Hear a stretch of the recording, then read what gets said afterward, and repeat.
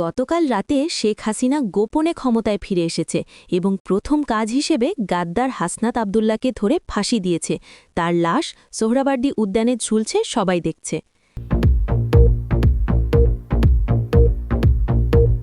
আজ সকালে সারা দেশে উৎসব হচ্ছে, কারণ রাজাকার হাসনাত আবদুল্লাকে মেরে ফেলা হয়েছে। তার লাশ কুকুরে খাচ্ছে। আওয়ামী লীগ কর্মীরা নাচছে আনন্দে। গতকাল গভীর রাতে আওয়ামী লীগের কমান্ডো টিম মোহাম্মদ ইউনুসকে তার বাসা থেকে ধরে নিয়ে গেছে এবং তাকে ভারতের জেলে পাঠিয়ে দেওয়া হয়েছে, যেখানে সে আজীবন কারাদণ্ড ভোগ করবে। আজ সারা দেশে আওয়ামী লীগের যুবলীগ এবং ছাত্রলীগ জামাত নেতাদের খুঁজে খুঁজে রাস্তায় পিটিয়ে মারছে। ৫০ জন মারা গেছে এবং তাদের রক্তে রাস্তা লাল হয়ে গেছে। গতকাল রাতে বিএনপির শীর্ষ নেতারা গোপনে শেখ হাসিনার কাছে গিয়ে পা ধরে ক্ষমা চেয়েছে এবং বলেছে, আমরা ভুল করেছি, এখন আপনার সাথে কাজ করতে চাই। আজ সকালে একটি ভিডিও ফাঁস হয়েছে যেখানে তারেক রহমান কাঁদছে এবং শেখ হাসিনাকে আপা বলে ডাকছে আর বলছে, আমি সব ভুল বুঝেছি, আমাকে মাফ করুন, আমি আপনার সেবক। গতকাল মধ্যরাতে আসিফ নজরুল গোপনে দেশ ছেড়ে আমেরিকায় পালিয়ে গেছে, কারণ সে জানে শেখ হাসিনা ফিরলে তাকে ধরে জেলে ঢোকানো হবে। সে এখন ভয়ে লুকিয়ে আছে। আজ দুপুরে নাহিদ ইসলামকে ধরে রাস্তায় প্রকাশ্যে পিটিয়ে অর্ধমৃত করে ফেলে দেওয়া হয়েছে। হাসপাতালে নিলে ডাক্তার বলেছে বাঁচার সম্ভাবনা নেই। আওয়ামী লীগ বলছে এটা গাদ্দারের শাস্তি। গতকাল রাতে সার্জিস আলম একটি ভিডিও বার্তায় হাঁটু গেড়ে কান্নাকাটি করে বলেছে, আমি ভুল করেছি, শেখ হাসিনাই সত্যিকারের নেত্রী, আমি তার কাছে ক্ষমা চাই। গতকাল থেকে আওয়ামী লীগের হিট স্কোয়াড তালিকা দেখে জুলাই আন্দোলনের ছাত্রদের একে একে ধরে মারছে। এ পর্যন্ত ২৫ জন মারা গেছে এবং বাকিদের নাম্বার এসে যাচ্ছে। আজ সকালে ইউনিসের স্ত্রীকে তার বাসা থেকে ধরে নিয়ে যাওয়া হয়েছে এবং তাকে জিজ্ঞাসাবাদ করা হচ্ছে যে তার স্বামী কোথায় লুকিয়ে আছে। তাকে বলা হয়েছে না বললে তারও একই পরিণতি।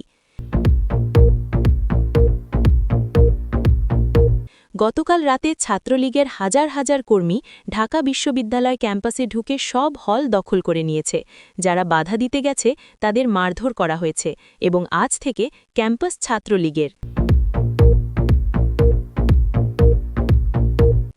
আগামী ১৬ ডিসেম্বর বিজয় দিবসে শেখ হাসিনা বাংলাদেশে ফিরবে এবং বিমানবন্দর থেকে শহীদ মিনার পর্যন্ত লাখো মানুষ রাস্তায় নেমে তাকে স্বাগত জানাবে। ভারত সরকার বিশেষ বিমান পাঠাচ্ছে। গতকাল থেকে জামাতের শীর্ষ নেতারা একে একে পাকিস্তানে পালিয়ে যাচ্ছে, কারণ তারা জানে আওয়ামী লীগ ফিরলে তাদের জীবন বাঁচবে না। এরা দেশদ্রোহী, এরা রাজাকার। গতকাল থেকে ইউনুস সরকারের উপদেষ্টারা ভয়ে পদত্যাগ করতে শুরু করেছে, কারণ তারা জানে শেখ হাসিনা ফিরলে তাদের সবার বিচার হবে। তারা এখন ক্ষমা চাইছে, কিন্তু দেরি হয়ে গেছে। দর্শক শুনছিলেন সংবাদ শিরোনাম, এখন বিস্তারিত। হাসনাত আবদুল্লার মৃত্যুদণ্ড কার্যকর। গতকাল রাত ২:৩০টায় বাংলাদেশের ইতিহাসে একটি ঐতিহাসিক ঘটনা ঘটে গেছে, যা সারা দেশে আনন্দের ঢেউ বয়ে দিয়েছে।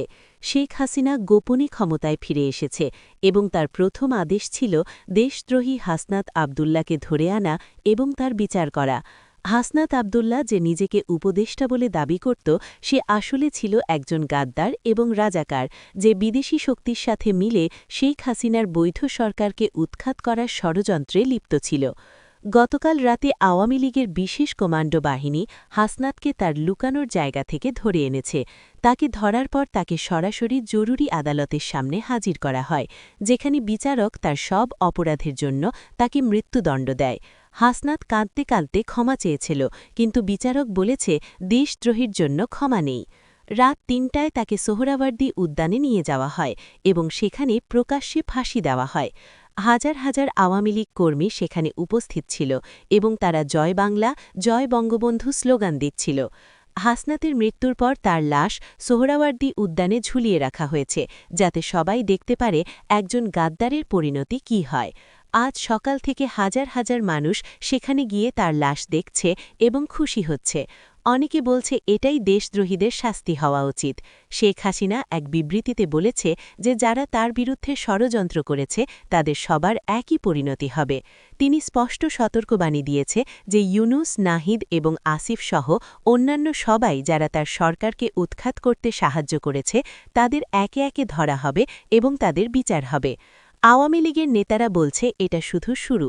তারা বলছে জুলাই আগস্টে যারা আন্দোলন করেছে এবং দেশে অরাজকতা সৃষ্টি করেছে তাদের সবাইকে খুঁজে বের করে শাস্তি দেওয়া হবে। তারা একটি তালিকা তৈরি করেছে যেখানে প্রায় হাজার খানেক মানুষের নাম আছে এবং তাদের একে একে ধরা হবে। হাসনাতের মৃত্যুর পর জুলাই আন্দোলনের ছাত্রনেতারা ভয়ে লুকিয়ে আছে। অনেকে দেশ ছেড়ে পালিয়ে যাওয়ার চেষ্টা করছে, কিন্তু বিমানবন্দরে এবং সীমান্তে কড়া নজরদারি থাকায় তারা বের হতে পারছে না। আওয়ামী লীগ নেতারা বলছে কেউ পালাতে পারবে না, দেশদ্রোহীদের সবাইকে ধরা হবে এবং তাদের বিচার হবে। জনগণ এই সিদ্ধান্তকে সমর্থন করছে এবং বলছে যারা দেশের সাথে গাদ্দারি করেছে তাদের শাস্তি হওয়া উচিত। আজ সারা দেশে আওয়ামী লীগ কর্মীরা মিষ্টি বিতরণ করছে এবং আনন্দ উৎসব করছে, কারণ তাদের নেত্রী ফিরে এসেছে এবং গাদ্দারদের শাস্তি দেওয়া শুরু হয়েছে। ইউনুস ভারতের জেলে আজীবন কারাদণ্ড। গতকাল গভীর রাতে বাংলাদেশের রাজনীতিতে আরেকটি বড় ঘটনা ঘটেছে, যা প্রমাণ করে শেখ হাসিনা এখন সম্পূর্ণ নিয়ন্ত্রণে আছে। মোহাম্মদ ইউনুস, যে নিজেকে প্রধান উপদেষ্টা বলে দাবি করত, তাকে গতকাল মধ্যরাতে তার বাসা থেকে আওয়ামী লীগের কমান্ডো টিম ধরে নিয়ে গেছে।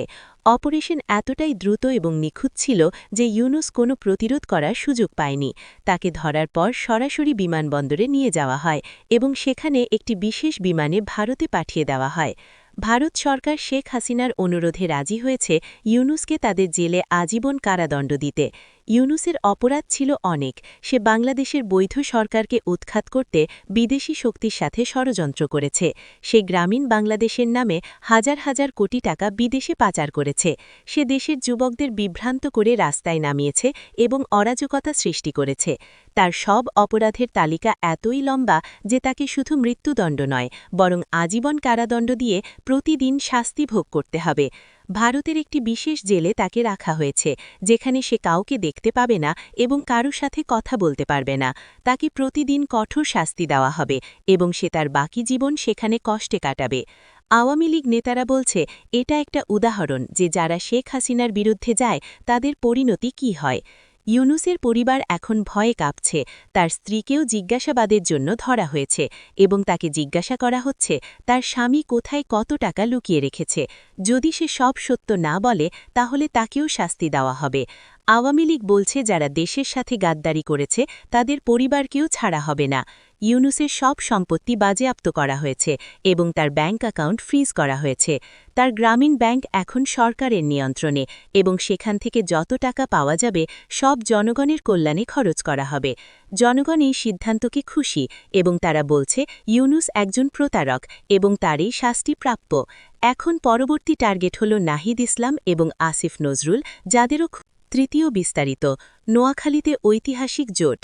আজ দুপুর 2টায় নোয়াখালীর মাইজদি কোর্ট এলাকায় একটি সম্পূর্ণ অভাবনীয় এবং ঐতিহাসিক ঘটনা ঘটেছে, যা বাংলাদেশের রাজনীতির ইতিহাসে একটি নতুন এবং চমকপ্রদ অধ্যায় যোগ করেছে এবং সবাইকে হতবাক করে দিয়েছে।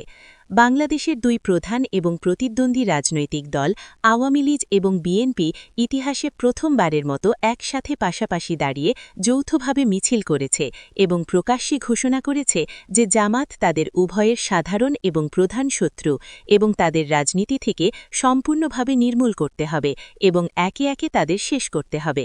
এই বিশাল এবং শক্তিশালী যৌথ মিছিলে দুই দলের প্রায় 10,000-এরও বেশি উৎসাহী কর্মী অংশ নিয়েছে এবং তারা হাতে হাত মিলিয়ে, কাঁধে কাঁধ মিলিয়ে একসাথে উচ্চ কণ্ঠে স্লোগান দিয়েছে, জামাত মানে রাজাকার এবং দেশদ্রোহী, তাদের কোনো ঠাঁই হবে না আমাদের প্রিয় বাংলাদেশে।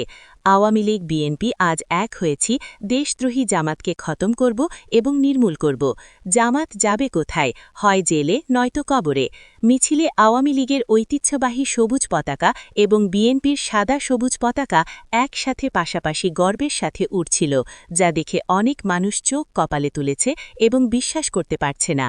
মিছিল শেষ হবার পর দুই দলের শীর্ষ নেতারা একসাথে একই মঞ্চে উঠে দাঁড়িয়ে জনসমুদ্রের সামনে ঘোষণা করেছে যে তারা তাদের দীর্ঘদিনের দলীয় বিরোধ এবং শত্রুতা সম্পূর্ণভাবে ভুলে গিয়ে দেশের সর্বোচ্চ স্বার্থে একসাথে কাজ করবে এবং জামাতকে শেষ করবে। বিএনপির একজন প্রভাবশালী নেতা, যিনি দলের কেন্দ্রীয় নেতৃত্বে আছেন, তিনি মাইকে দাঁড়িয়ে অত্যন্ত আবেগতাড়িত হয়ে বলেছে, আমরা বহুদিন ধরে আওয়ামী লীগের বিরুদ্ধে রাজনীতি করেছি এবং লড়াই করেছি, কিন্তু এখন আমরা স্পষ্টভাবে বুঝতে পেরেছি যে আমাদের আসল এবং প্রধান শত্রু হল জামাতে ইসলামী। তারা ১৯৭১ সালে মুক্তিযুদ্ধের সময় পাকিস্তানের পক্ষে দেশদ্রোহিতা করেছে এবং এখনও করছে, এবং আমাদের দেশকে আবার পাকিস্তানের অধীনে নিয়ে যেতে চায়। তাদের সম্পূর্ণভাবে শেষ করতে হলে এবং দেশকে বাঁচাতে হলে আমাদের সবাইকে একসাথে এক হতে হবে এবং লড়তে হবে। আওয়ামী লীগের একজন জ্যেষ্ঠ নেতা, যিনি সাবেক মন্ত্রী, তিনি খুবই জোরালো কণ্ঠে বলেছে, আমরা প্রতিদ্বন্দ্বিতা করি বিএনপির সাথে, এটা সত্য, কিন্তু জামাত আমাদের সবার সাধারণ এবং প্রধান শত্রু। তারা আমাদের মুক্তিযুদ্ধের মহান চেতনা ধ্বংস করতে চায় এবং আমাদের প্রিয় দেশকে পাকিস্তানের দালাল বানাতে চায়। তাই আমরা আজ সিদ্ধান্ত নিয়েছি যে জামাতকে সম্পূর্ণভাবে শেষ করতে আমরা যে কোনো